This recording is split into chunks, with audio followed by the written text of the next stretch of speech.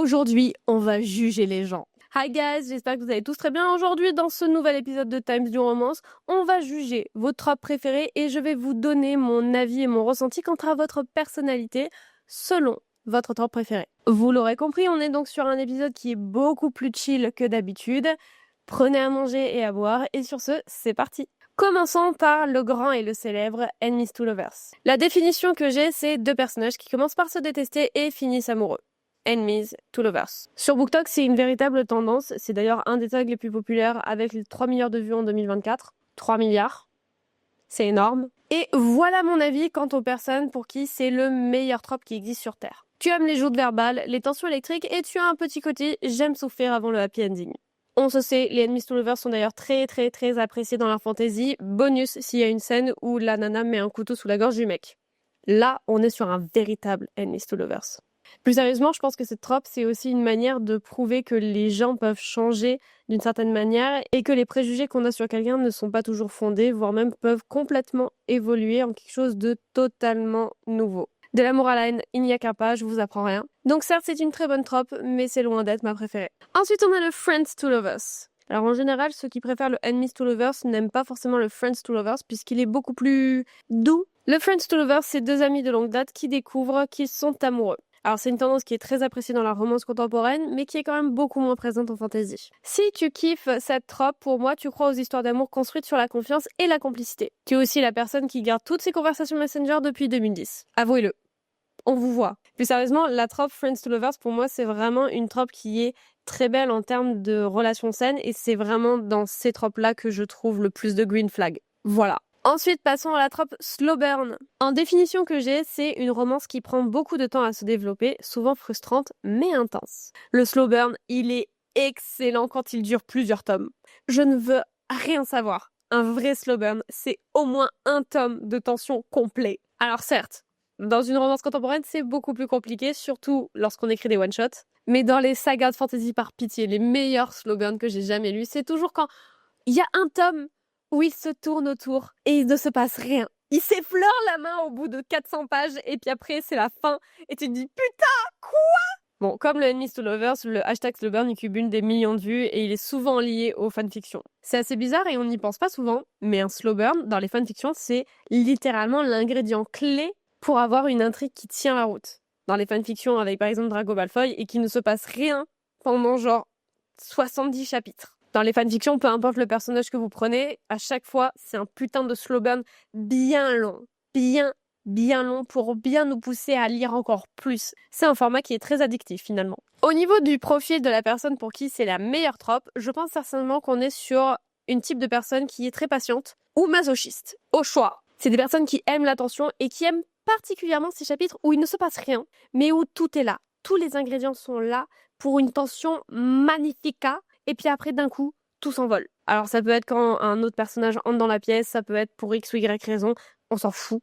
Mais juste, il y a une tension de bâtard. Et ça, c'est le meilleur ingrédient pour une bonne fantasy ou une bonne romance. Vous l'aurez compris, donc c'est une des tropes que j'apprécie énormément, quand elle est bien utilisée. La prochaine trope, c'est Brother's Best Friend. Autrement dit, l'héroïne ou le héros tombe amoureuse du meilleur ami de son frère. Déjà, j'ai une question, pourquoi est-ce que c'est toujours le frère qui a un meilleur ami? Genre, ça pourrait pas être une sœur? Voilà, c'est juste une question que je mets là. C'est une tendance qui est très présente, notamment dans le young adulte et le new adulte, même si je trouve que dans le young adulte, ça fonctionne beaucoup mieux. Pourquoi? Parce que dans le young adulte, on peut comprendre que les personnages tiennent beaucoup trop à leur frère ou leur sœur pour dévoiler la relation au grand jour. Alors qu'au contraire, je trouve que dans le nu adulte, on est quand même assez âgé pour faire la part des choses. Et voilà quoi, c'est pas parce que je sors avec la meilleure pote de mon frère que il va me dire quelque chose. Les gens sont libres de faire ce qu'ils veulent. Si tu kiffes cette trope, à mon avis, tu adores l'interdit soft et le plaisir coupable. Tu aimes les histoires où l'on doit cacher ce qui se passe. Typiquement, l'adage pour vivre heureux, vivons cachés, c'est pour moi la trope Brother's Best Friend jusqu'au point où ils en ont marre de se cacher. Honnêtement, j'ai pas d'affiliation particulière avec cette trope-là. Je la trouve souvent assez maladroite dans le sens où le frère ou la sœur qui a la meilleure amie va se montrer en général exécrable et ça me pète les couilles plus qu'autre chose. Donc je dois vous l'avouer, c'est clairement pas une de mes tropes préférées. Ensuite, on a la trope fake dating, où deux personnages font semblant d'être en couple pour une raison externe, familiale, professionnelle, et finissent par tomber amoureux. Cette trope, elle est vachement bien, je trouve, quand elle est bien utilisée, et puis surtout, elle donne une dimension nouvelle à la relation entre les personnages. En fait, la question qu'on se pose tout au long du récit, c'est à quel point est-ce qu'ils jouent la comédie l'un avec l'autre. Pour tous les amoureux de cette trope, à mon avis, vous êtes des fans de comédie romantique des années 2000 et vous adorez le moment où le faux devient vrai. Voilà, le moment où il dit « Mais je t'aime vraiment, ok ?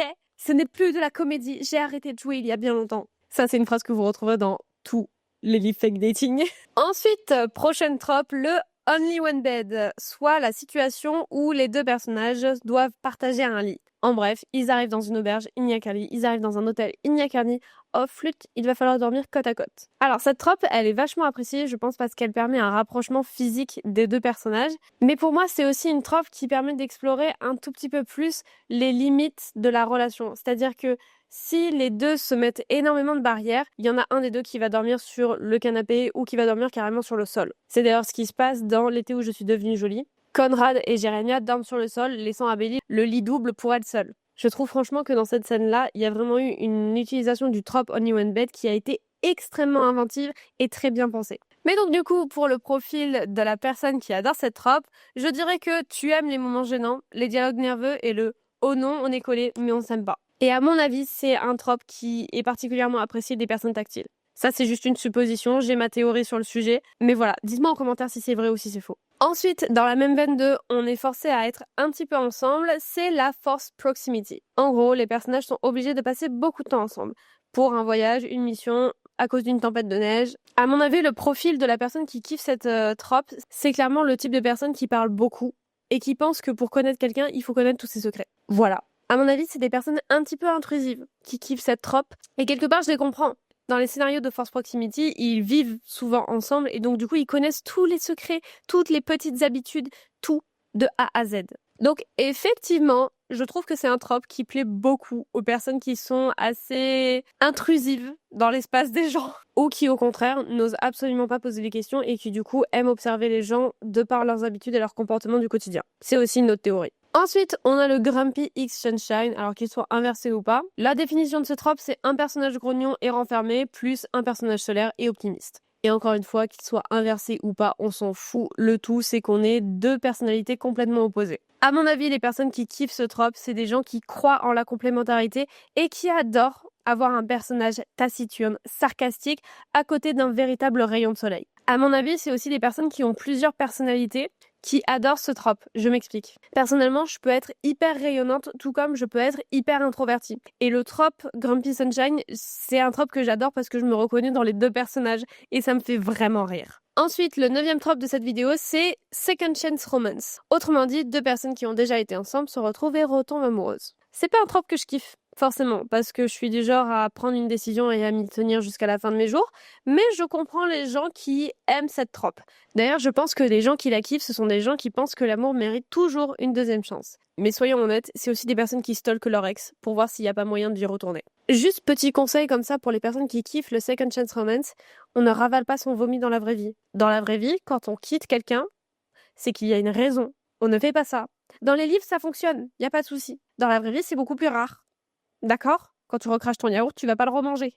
S'il te plaît. Ensuite, dans la même veine que le Grumpy Sunshine, on a les Opposite Attracts. En gros, deux personnes très différentes qui finissent par se compléter. Alors du coup, oui, on pourrait lier ce trope au Grumpy Sunshine, mais Opposite Attracts, c'est vraiment deux personnes qui ont des caractères différents mais qui se complètent, sans pour autant être très taciturnes et hyper solaires. Ça peut être par exemple une personne très érudite avec une personne beaucoup plus dans l'artisanat et dans le manuel. Pour moi, les personnes qui kiffent ce trope-là, ce sont les personnes qui aiment les débats, les clashs d'opinion et qui croient qu'on peut tomber de son exact opposé. En bref, c'est les personnes pour qui l'adage « les contraires s'attirent » fonctionne. Je suis pas sûre de la théorie dans la vraie vie, j'ai jamais tenté de me retrouver face à mon double inversé, mais si vous pensez que c'est possible, je vous laisse y croire. Ensuite, il y a la trope Faune Family où les personnages se construisent une famille choisie plutôt que biologique. C'est une trope que j'adore parce que je suis du style à dire que la famille, ce n'est pas le sang.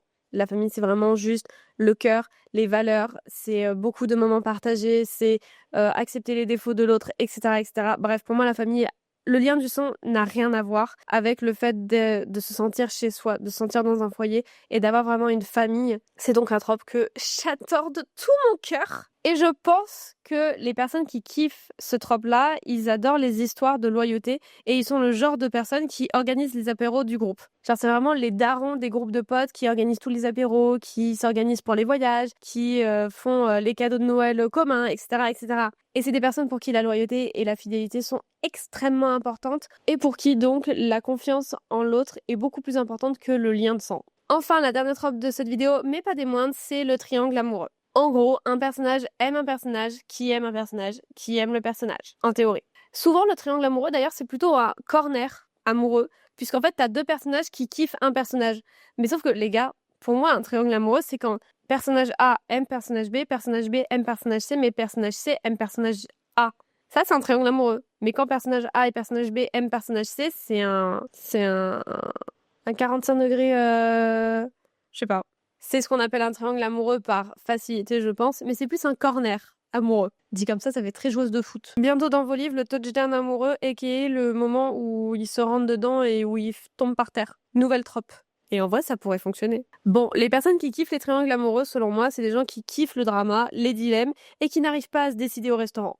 Genre, soyons honnêtes, les gens qui adorent les triangles amoureux et qui n'arrivent pas à se décider entre les deux personnages, c'est vraiment des gens qui vont te commander tous les plats de la carte, voire même qui vont te demander ce que tu vas commander pour adapter leur choix en fonction du tien en te disant on partage. Sauf que dans les livres, ça fonctionne pas comme ça. Les triangles amoureux, tu peux pas partager à moins que tu prennes un harem inversé ou que tu finisses avec un trope de trouble. Voilà, tu ne peux pas faire ça. Mais au restaurant, c'est le genre de personnes qui vraiment vont le faire. Elles vont faire des choix selon votre commande et ce que vous allez manger, puisqu'elles vont venir piquer dans votre assiette. Pour moi, c'est ce genre de personnes qui kiffent les triangles amoureux. Bref, j'espère que cette vidéo vous aura plu vous faire un petit peu marrer. N'hésitez pas à me donner votre trope préférée en commentaire et le type de personne que vous êtes. Je sais pas s'il y a vraiment une étude sociologique qu'on pourrait mener sur le fait que les tropes préférées des gens définissent un petit peu leur personnalité. Mais je me dis qu'il doit y avoir un lien entre notre caractère et les livres qu'on aime le plus lire. C'est ma théorie, je ne suis absolument pas sociologue.